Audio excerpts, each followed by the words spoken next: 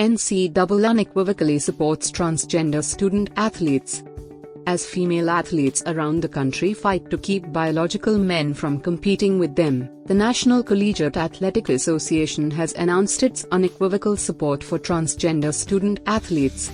In a statement released on Monday, the NCAA said it unequivocally supports the transgender community and expressed no misgivings about the real prospect of biological men outcompeting women in their given sport. This commitment is grounded in our values of inclusion and fair competition. The NCAA then touted the highly questionable concept of testosterone suppression as a valid equalizer for men competing in women's sports.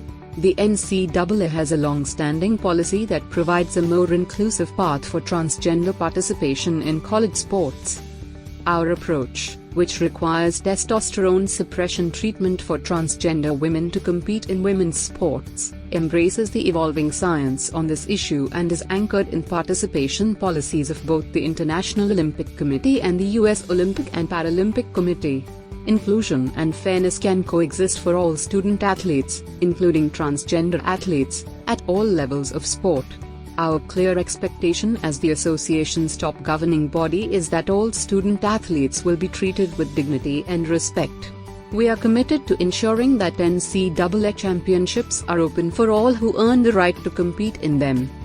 We will continue to closely monitor these situations to determine whether NCAA championships can be conducted in ways that are welcoming and respectful of all participants.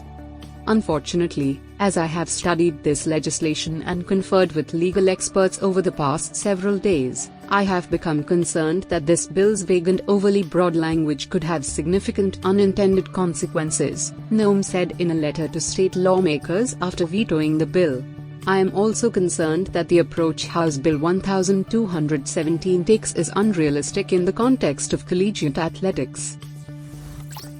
Don't forget to subscribe 9plus International.